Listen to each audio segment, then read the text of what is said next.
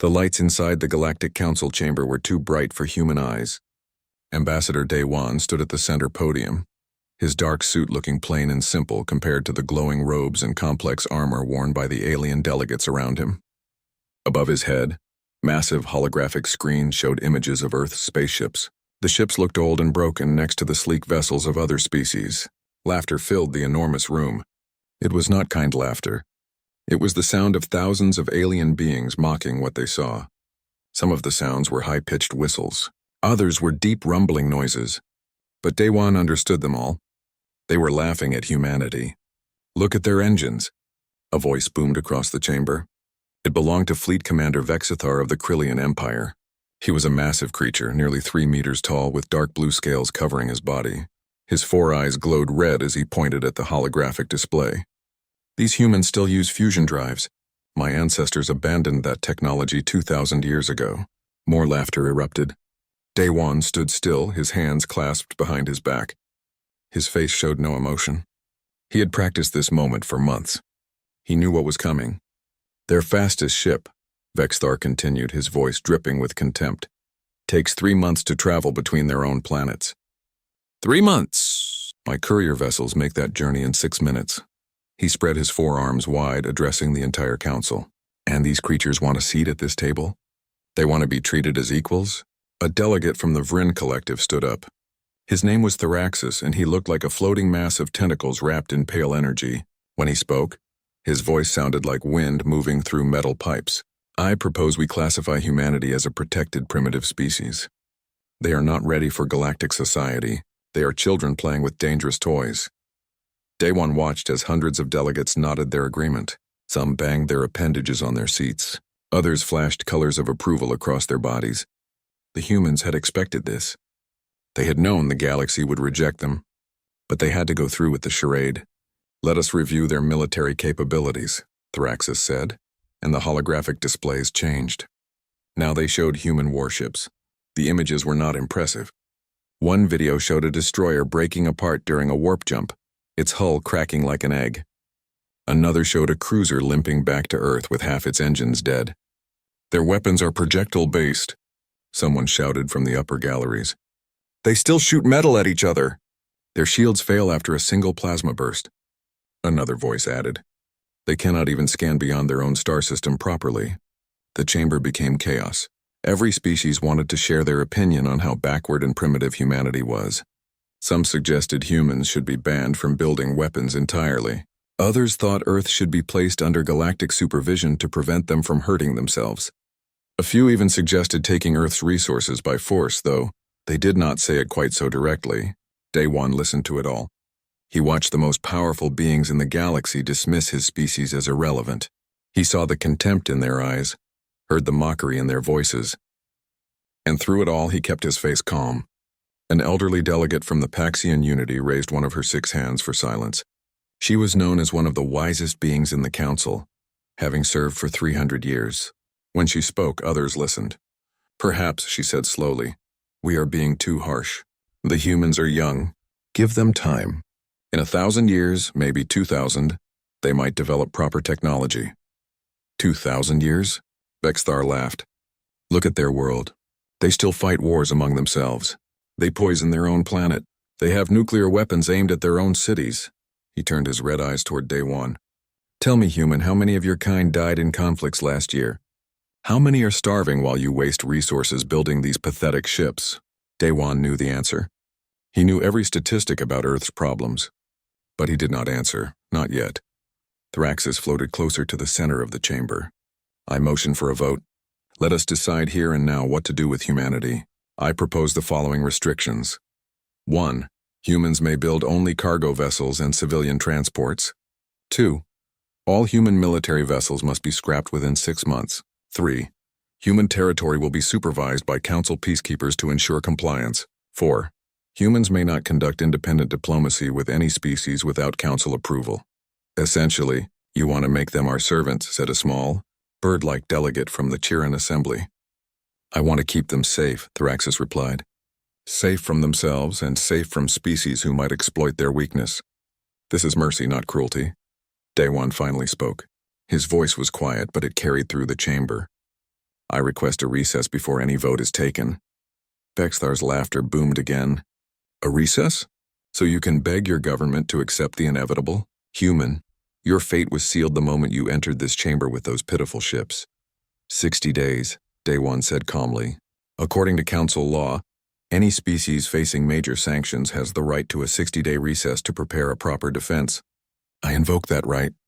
Thraxus consulted with several other senior delegates. They whispered among themselves in various languages. Finally, Thraxus nodded. Very well. Council law is clear. You have 60 days, but it will not change the outcome. Return to your primitive world and prepare your people for what comes next. Daewon bowed slightly the way humans showed respect.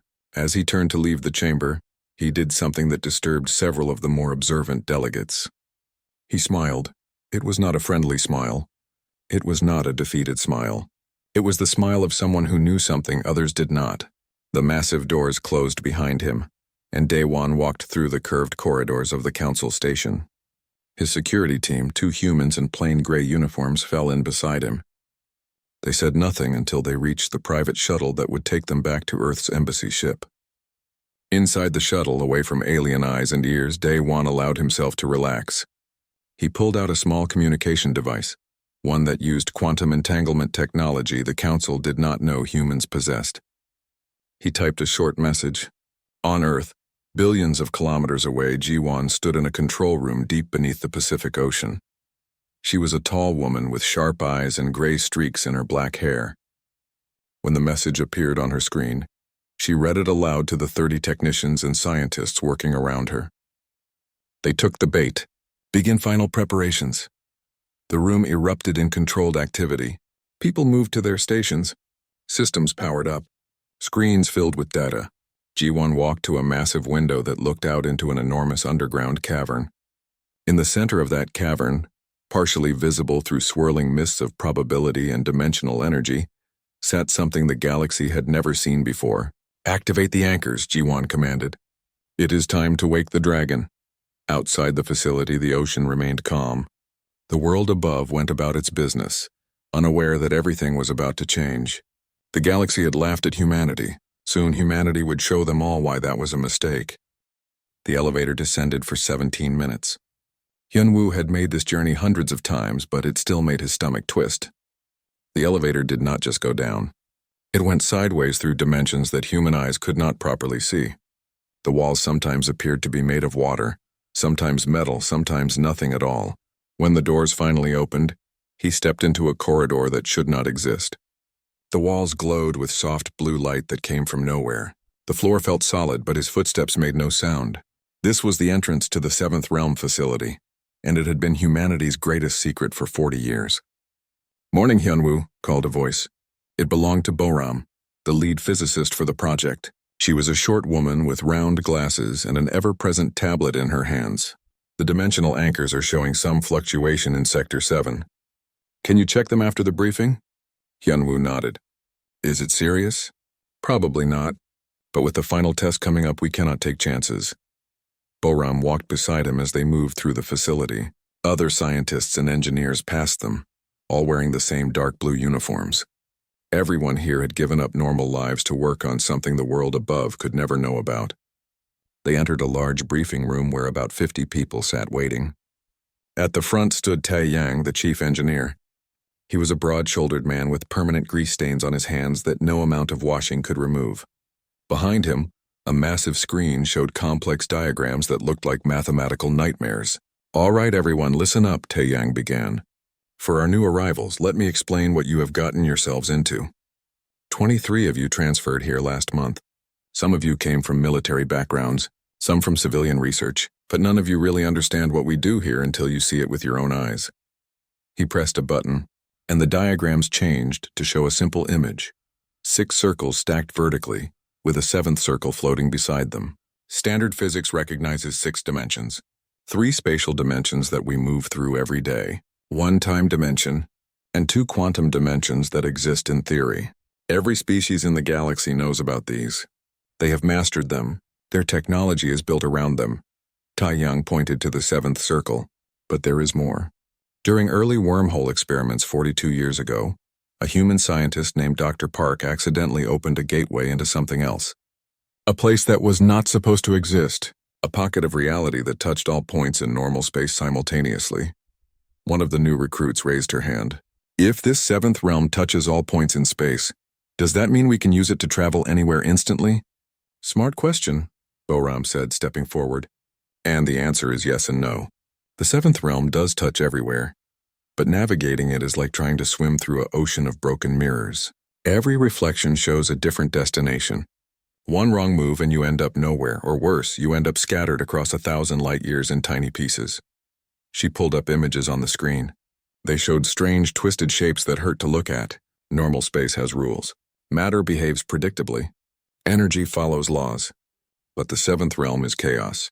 It is the place between places, the gap in reality where nothing is certain. Advanced species never found it because they were looking for order. They were looking for elegant solutions. Humans found it because we were desperate and we tried impossible things. Taeyang took over again. For 40 years we have been learning to navigate the seventh realm. We lost 17 ships in early tests. 63 volunteers never came back. But slowly, painfully, we figured it out.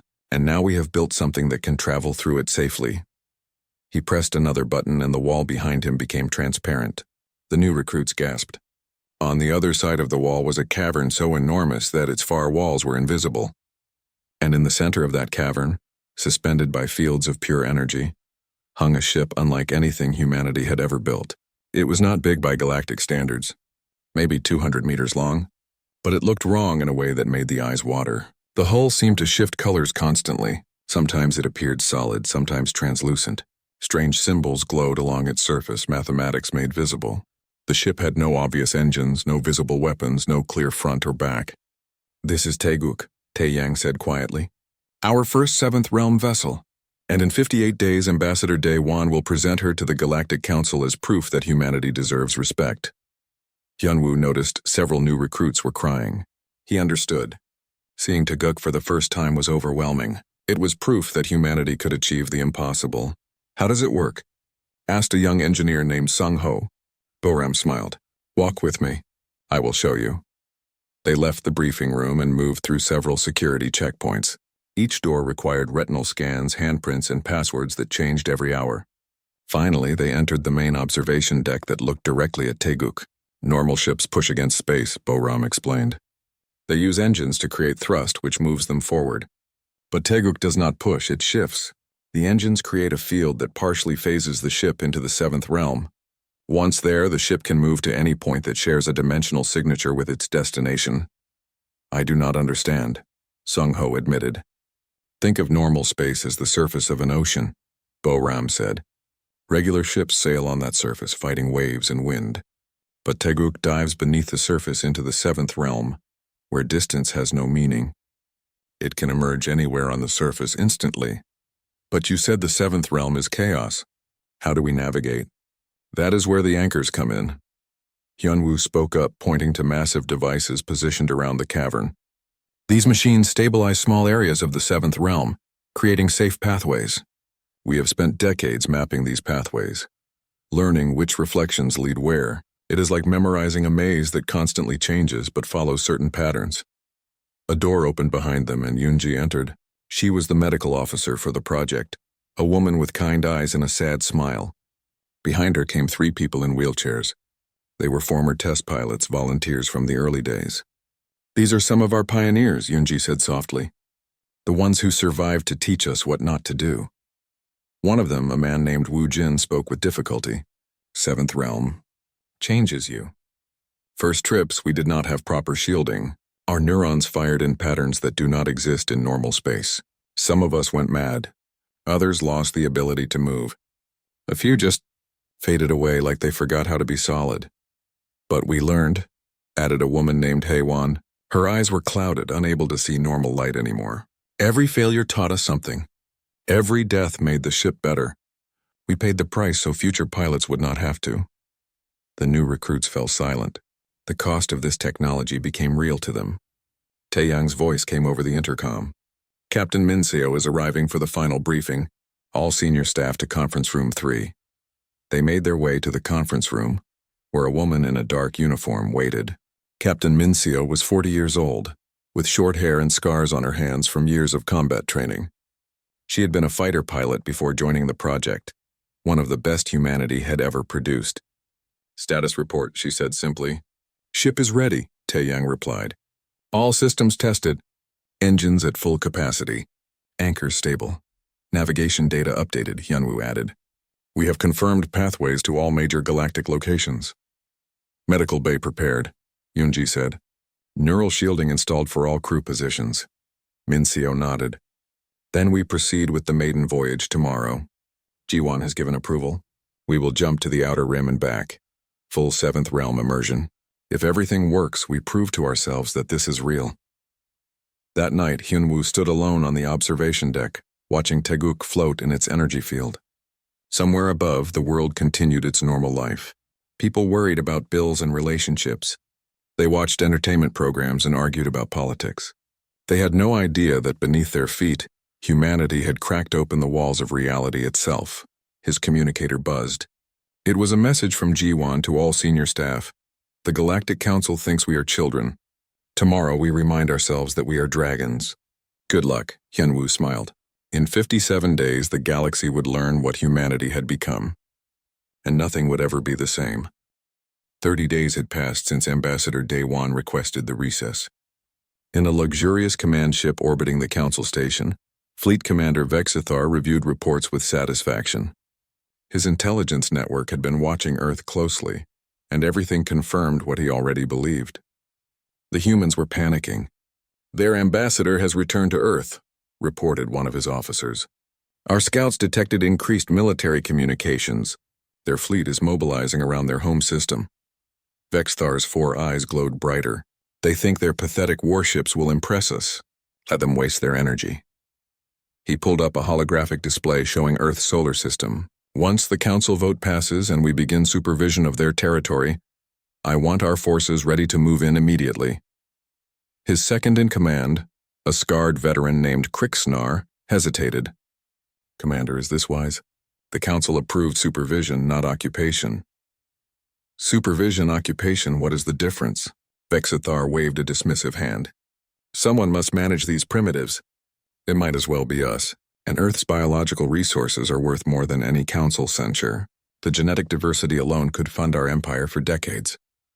Krixnar said nothing more, but he did not look convinced. Across the galaxy, in the floating cities of the Vrin Collective, Thraxus reviewed his own plans. Unlike Vexthar, he genuinely believed he was helping humanity. His species had a long history of guiding younger civilizations toward enlightenment. "The humans suffer because they cling to violence," he told his council of advisors. "Once we remove their weapons and teach them proper philosophy, they will thank us. Their aggression will fade. They will learn peace." One of his advisors, a younger Vrin named Selthi, asked a question. "What if they resist? What if they see our help as an attack on their freedom?" "Then we will help them understand," Thraxus replied. "Sometimes children must be disciplined for their own good. The pain is temporary. The lesson lasts forever." On Earth, inside a secure conference room buried beneath Geneva, the leaders of humanity gathered. President Sangwoo of the Pacific Alliance sat at the head of the table. Beside him were Chancellor Yuri of the European Collective and Premier Jae-sung of the Asian Federation. Representatives from every major nation filled the remaining seats. Jiwon stood at the front of the room, her presentation showing the reality of what they faced. "The council vote will happen in 30 days. Based on our intelligence, it will pass with over 90% approval. Once it passes, we will have 6 months to dismantle our military and accept council peacekeepers on our soil." "Unacceptable," Premier Jae-sung said flatly. "We will not surrender our sovereignty." "We will not have to," Jiwon replied. She pressed a button and the display changed to show Taeguk. 3 days ago, Captain Mincio completed the maiden voyage. The ship traveled to the Andromeda Galaxy and back in less than 6 minutes. 0 detection, 0 energy trail. The 7th realm technology works perfectly. The room erupted in excited conversation. Chancellor Yuri raised her hand for silence. "If we reveal this technology, the Council will demand we share it. Some species may try to take it by force." "Let them try," said General Namgil, the commander of Earth's combined military forces. "How do you steal technology that exists in a dimension you cannot reach?" Ambassador Day-Wan, sitting quietly in the corner, finally spoke. The revelation must be carefully timed. If we show our hand too early, they will have time to prepare countermeasures.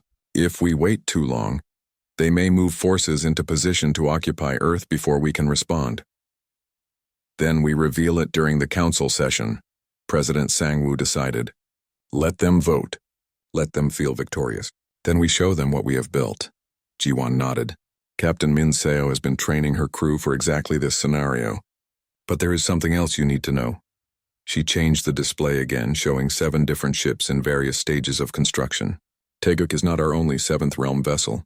We have been building her sister ships simultaneously. By the time of the council vote, we will have 7 operational 7th Realm warships. The room fell silent.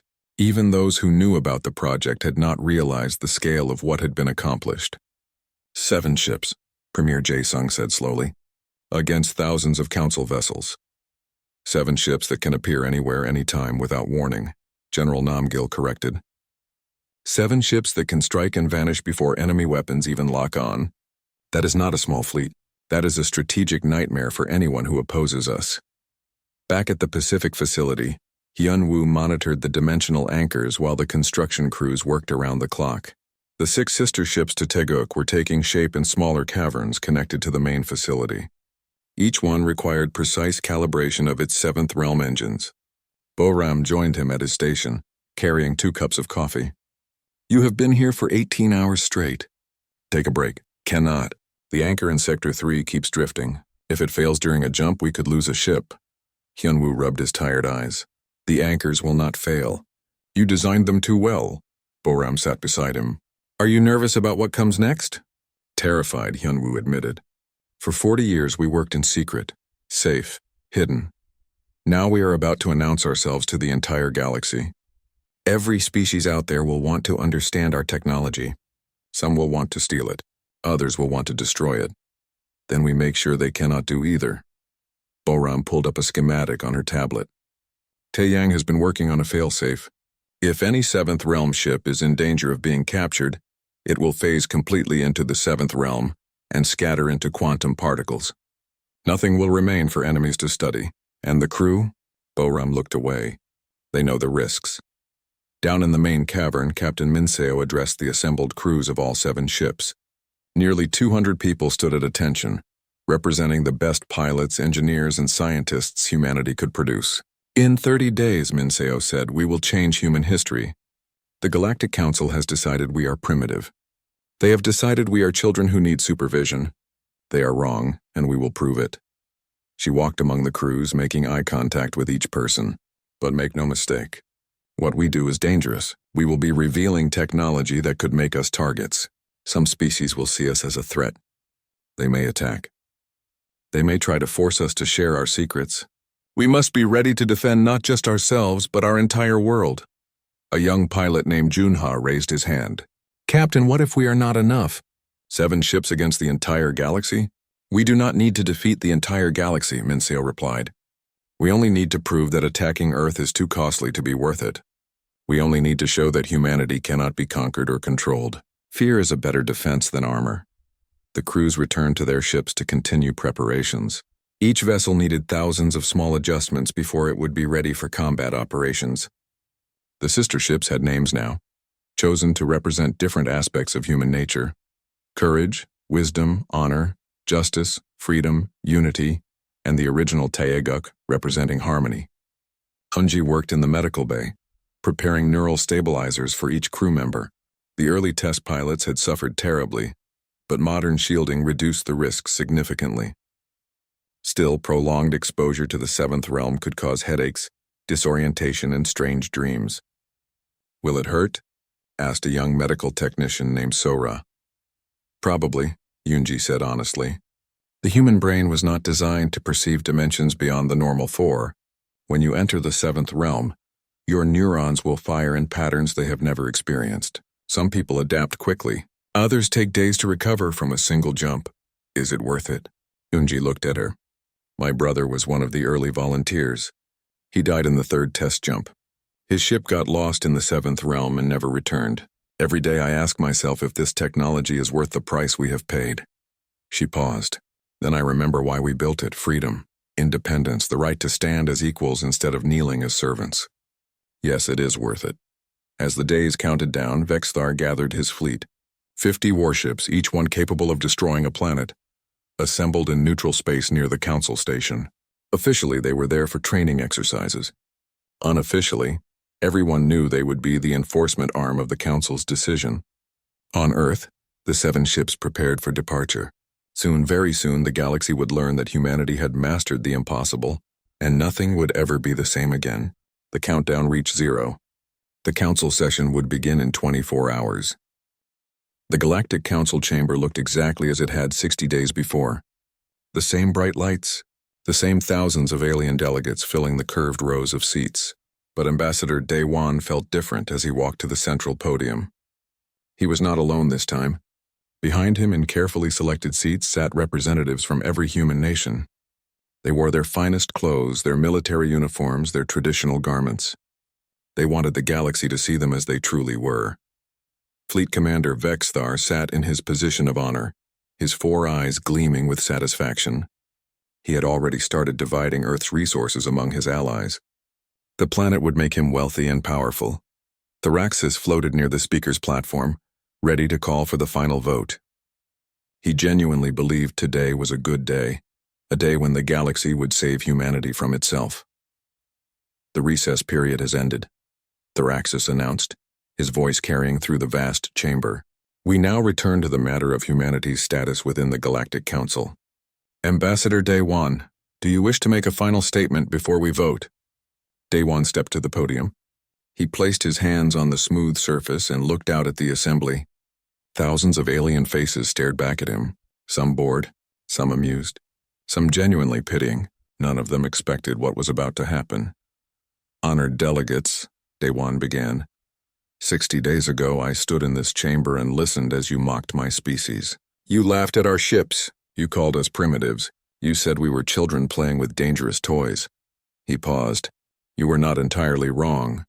Vexthar made a sound like grinding metal, his species' equivalent of laughter. Our ships are old, Day One continued. Our technology is behind yours. By the standards you use to measure advancement, humanity is indeed primitive. We accept this. Thraxus brightened with approval. Then you accept the need for guidance? For supervision? No, Day One said simply. Because you measure the wrong things. Confused murmurs rippled through the assembly. You measure how fast our ships fly through normal space.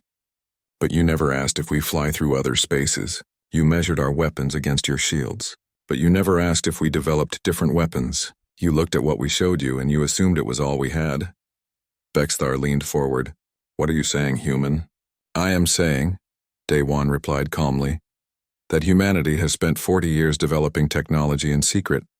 Technology that does not follow the path you expect. Technology based on principles your scientists never explored because they were too busy optimizing what they already knew. Impossible, Thraxus said flatly. Our scans of Earth are continuous. We would have detected any advanced research. You would have, Day One agreed, if we conducted that research in normal space, but we did not. He pulled out a small device and pressed a button. Throughout the council station, alarms began to scream. On every sensor screen in the building, the same impossible reading appeared. Something was coming. Something was tearing through the fabric of space itself. Not a warp signature. Not a jump gate. Reality was ripping open. What have you done? Vexthar roared, standing up. His scales turned dark red, a sign of extreme anger. The space outside the massive viewing windows began to shimmer. Delegates rushed to the windows, staring in horror and fascination. The stars were bending. Light itself was twisting into shapes that hurt to look at, and then between one moment and the next a ship appeared. Teguk hung in space like a dream made solid. Its hull shifted through colors that had no names. Strange mathematics glowed across its surface. It had no visible engines, no weapons ports, no recognizable features, but every being in the council chamber could feel it. This was something different, something new. Alert status, Vexthar shouted into his communicator. All fleet units, battle formation. Target that vessel. 50 Krillian warships moved into position around the council station. Their weapons powered up, painting Teguk with targeting lasers. But the ship's sensors showed nothing. As far as their instruments were concerned, The space where Taeguk floated was empty. Captain Minseo's voice came through every speaker in the council chamber. I am Captain Minseo of the Earth vessel Taeguk. We travel through the 7th realm, a dimension beyond your physics. Your sensors cannot detect us. Your weapons cannot target us. We exist partially in your reality and partially in spaces you have never imagined. Fire, Vexthar commanded. 100 plasma cannons discharged simultaneously. The bolts of superheated energy converged on Taeguk's position. But the ship was no longer entirely there. It had phased partially into the 7th realm. The plasma bolts passed through empty space and dissipated harmlessly. Impossible, whispered a scientist from the Paxian Unity. They are phasing between dimensional states, but that would require technology we abandoned as purely theoretical millions of years ago. You abandoned it, Daewon said, because you thought it was impossible. Humanity did not know enough to realize it was impossible. So we tried anyway. Taeguk moved. It did not accelerate. It did not fire thrusters. It simply was in one place and then it was in another place with no transition between. The ship appeared directly beside one of Vexthar's destroyers, so close that the crews of both vessels could see each other through the windows. This is a demonstration, Minseo's voice said calmly. We do not wish to fight, but if you force us, we will show you why attacking Earth would be the last mistake you ever make. Taeguk's hull glowed brighter. Energy that did not follow normal physics built around the ship. Then with surgical precision the ship fired. Not plasma, not missiles. Pure 7th realm energy that existed in multiple dimensions simultaneously. The destroyer's shields flickered and died. Its weapon systems went dark. Its engines shut down. The ship hung dead in space, completely disabled but undamaged. Not a single crew member was hurt. It was a perfect demonstration of controlled power. How? Thraxus demanded. How did a primitive species develop this? Because we were desperate, Daewon replied. Because we knew the galaxy would never accept us unless we had something you did not. Because humanity has always achieved the impossible when our survival depends on it. Vexthar's remaining ships began to move into attack formation, but before they could fire, the space around the council station rippled in 6 more locations. 6 more ships appeared. Courage, wisdom, honor, justice, freedom, and unity phased into normal space simultaneously. They surrounded the Krillian fleet in a perfect sphere formation. Each ship glowed with the same dangerous energy as Taeguk. 7 ships, Vexthar said, his voice now uncertain. You think 7 ships are enough to threaten the entire council fleet? We do not need to threaten the entire fleet, Minseo replied. Watch. Throughout the galaxy, something unprecedented happened.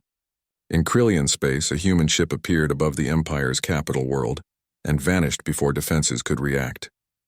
In Vryn territory, a ship materialized inside their most secure military installation and left a simple message beacon before disappearing.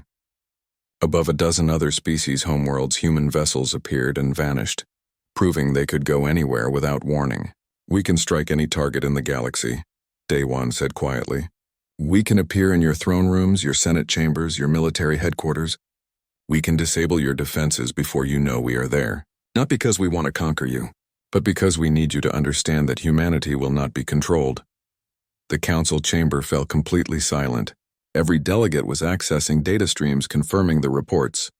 Human ships had indeed appeared across the galaxy simultaneously.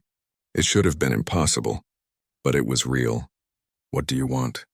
Thraxus asked finally. Equal status in the council, Daewon said. Freedom to develop our own technology without supervision. Protection of our territories. Recognition that humanity, while young, deserves the same respect you give every other species. And if we refuse? Vexthar asked, though his voice had lost its earlier confidence. Then we will show you that mutual respect is easier than eternal vigilance. Daewon looked around the chamber. We do not want war. We do not want to conquer. We only want to be left alone to grow at our own pace. Give us that, and we will share the coordinates of safe anchor points in the 7th realm, locations where your ships can resupply during long journeys. We will be allies instead of threats. You would share this technology? An elderly delegate asked in disbelief. We would share access to safe pathways, Daewon corrected. The technology to navigate the 7th realm took us 40 years to develop. But simple anchor points that provide safe harbor, those we can create for the council. A gift from humanity to prove we want cooperation, not conflict. Thraxis floated silently, considering. Finally he spoke. I withdraw my motion for supervision. I propose instead that humanity be granted full council status with all rights and protections therein. One by one, other delegates voiced their agreement. Even Vexthar, after a long pause, nodded his four heads. Agreed. But the Krillian Empire demands verification that these anchor points are truly safe before we use them. Of course, Daiwan said. Mutual trust must be earned. The vote was unanimous. Humanity was officially recognized as an equal member of the Galactic Council. As the session ended and delegates filed out, many of them looked at the human representatives with new eyes. Not with mockery, not with pity, but with respect tinged with healthy fear. Daiwan allowed himself a small smile. Humanity had passed its test. Now came the harder part, maintaining peace. Captain Minseo stood on the bridge of Teguk, watching as the last of the Krillian warships withdrew to a safe distance. The demonstration had worked, but she kept her crew at full alert. Trust was earned slowly, especially after showing strength so dramatically. All systems stable, reported her navigation officer, a young woman named Da-Un. 7th Realm anchors holding steady. We can jump on your command. Hold position, Minseo ordered. Let them get used to seeing us. Let them understand we are here to stay. On the other 6 ships, similar conversations were taking place. Captain Su Jin of the Courage kept her weapon systems powered but not targeted. Captain Dong Hyun of the Wisdom ran continuous scans of the surrounding space, logging every ship movement. Captain Aerie of the Freedom maintained communications with the Council Station, answering questions about 7th Realm technology. Fleet Commander Vexthar stood on his command ship, staring at the human vessels on his displays. His second-in-command, Krixnar, approached cautiously. Orders, Commander? Vexthar remained silent for a long moment. His dreams of wealth and power from Earth's resources had evaporated. Worse, he had been humiliated in front of the entire council. His pride demanded revenge, but his experience as a military commander warned him that attacking these humans would be suicide. We withdraw, he finally said. Inform the fleet we are returning to Krillian space. And get me every scientist we have. I want to know how they did this. Yes, Commander. And the humans? We leave them alone. For now. Vexthar's 4 eyes narrowed. But mark my words, Krixnar. Humanity has made powerful enemies today. They proved they are strong. Now they must prove they are wise enough to use that strength carefully. Back on Earth, inside the Pacific facility, Ji-Wan watched the events unfold on multiple screens. The assembled staff erupted in cheers as the council vote was announced. Humanity had won. The gamble had paid off, but Ji-Wan did not join the celebration immediately. She walked to the observation deck where Hyunwoo stood alone, looking at the empty cradles where the 7 ships had been housed. You do not look happy, she said. I am relieved, Hyunwoo replied, but also worried. We showed the galaxy something they have never seen. Now every species out there will be trying to figure out how we did it. Some will try to steal our secrets. Others will try to develop countermeasures. We have bought ourselves freedom, but we have also painted a target on our backs. That is why we continue to work. Ji-Wan gestured to the facility around them. The 7 ships are just the beginning. We have designs for civilian vessels that can use the 7th Realm for commerce, research stations that exist partially outside normal space, defensive platforms that can phase in and out of reality. How long before we can mass-produce 7th Realm drives? Ji-Wan sighed. Years, maybe decades. Each drive requires components that can only be manufactured in 7th Realm conditions. It is not like normal technology where you can build a factory and create thousands of identical units. Every 7th Realm engine is unique, crafted individually. Hyunwoo nodded. Which means our advantage is temporary. Eventually, another species will crack the same secrets we discovered. Maybe not today, maybe not in our lifetimes, but someday. Then we make sure humanity is ready for that day. Ji-Wan placed a hand on his shoulder. We do not stop advancing. We explore the 8th realm, the 9th, however many dimensions exist. We stay ahead by never becoming comfortable. Across the galaxy, in laboratories and research facilities of 100 different species, scientists were reviewing the data from the human demonstration. Most were baffled. A few were intrigued, and a handful understood immediately what humanity had achieved. On the Paxian Unity's science vessel, an elderly researcher named Kor Shen reviewed the sensor readings for the 7th time. Her 6 eyes gleamed with recognition. "I know this," she whispered to herself. "My ancestors explored this path 3 million years ago. They abandoned it because the mathematics were too complex, the risks too great." She pulled up ancient files, databases so old that most Paxians had forgotten they existed. But humanity did not know it was supposed to be impossible. They were too ignorant to realize they should give up. She forwarded her findings to the Paxian Council with a simple message. "The humans have reminded us that sometimes advancement comes from trying what others abandoned. Perhaps we have become too wise for our own good." In the floating cities of the Vrin Collective, Thraxus meditated on what had happened. His species prided themselves on guiding younger civilizations toward enlightenment, but humanity had found enlightenment through their own path, one the Vrin would never have suggested. "We were arrogant," he admitted to his advisors. "We assumed our way was the only way. We forgot that the universe is vast enough for many paths to wisdom. What do we do now?" asked Selthi. "We learn," Thraxus replied. "Not their technology, but their philosophy, the willingness to attempt the impossible, the courage to try what others have abandoned. These are lessons worth studying." On Earth, President Sang-Woo addressed the world in a broadcast from Geneva. Every human with access to communications watched as their leader explained what had happened. "For 40 years, Sang-Woo said, our finest scientists worked in secret to develop technology that would ensure our freedom. They sacrificed their normal lives. Some sacrificed their health. A few sacrificed everything. Today, their work has paid off. Humanity is now a full member of the Galactic Council, recognized as equals by species millions of years older than us." He paused, letting the magnitude sink in. "But this is not a time for arrogance. We have shown we are strong. Now we must show we are wise. The galaxy will be watching us. Some will want to be our friends. Others will see us as threats. We must navigate these relationships carefully, always remembering that our goal is not domination but coexistence." In homes across the planet, people celebrated.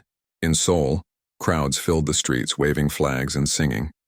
In New York, people gathered in parks to watch recordings of Taeguk appearing before the council. In Lagos, musicians created songs about humanity's triumph.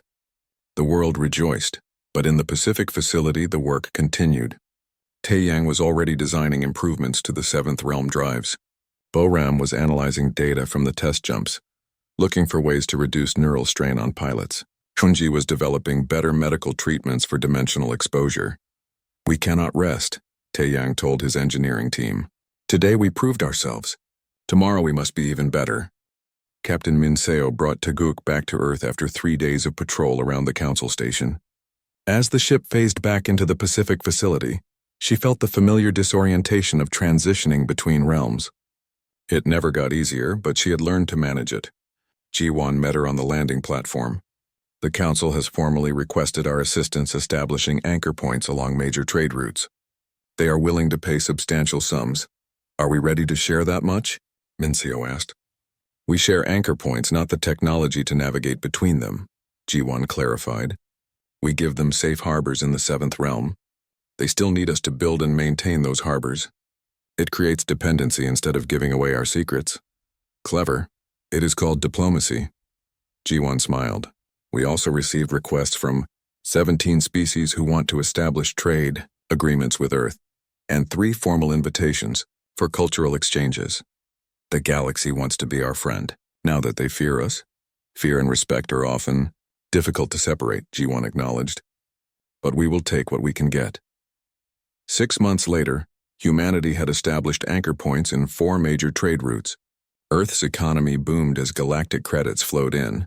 Human art, music, and literature became fashionable among certain alien species who wanted to understand these unpredictable creatures. The 7 ships patrolled human space, occasionally appearing in other systems to remind the galaxy that humanity was watching. Vexthar, stripped of his command after his failed attempt to threaten Earth, worked as a military instructor on a backwater Krillian colony. He taught new recruits about the danger of underestimating opponents. His career was over, but at least he was alive. Thraxus became one of humanity's strongest advocates in the council. He argued for greater integration between humans and other species, believing that humanity's fresh perspective could benefit galactic society. And in laboratories across Earth, Scientists continued to push boundaries. Boram's team had detected mathematical signatures suggesting the existence of an eighth realm. Hyunwoo was developing more efficient anchor systems. Taeyang was designing civilian vessels that could safely carry passengers through the seventh realm. One evening, Jiwon stood on the observation deck with Daewon, who had returned to Earth as a celebrated hero. They watched as a new ship larger than Taeguk took shape in the construction cradle. "What will you name this one?" Daewon asked. "Hope," Jiwon replied, "because that is what we are building now. Not weapons, not tools of war, but the means for humanity to spread throughout the galaxy on our own terms. Do you think we will find other species like us? Other underdogs who achieve the impossible?" "Perhaps," Jiwon said. "The galaxy is vast. There must be others who refuse to accept limitations. When we find them, we will not laugh at them the way we were laughed at. We will remember what it felt like to be dismissed, and we will offer them the respect they deserve." Above Earth, the 7 ships flew in formation, their hulls shimmering as they phased partially into the 7th realm. They were guardians of humanity's new place in the galaxy, symbols of what could be achieved when a species refused to accept that something was impossible. The galaxy had laughed at humans when they called themselves worthy of respect, but from the 7th realm, a place the galaxy did not know existed, humanity had emerged with proof of their worth. The laughter had stopped. The mockery had ended.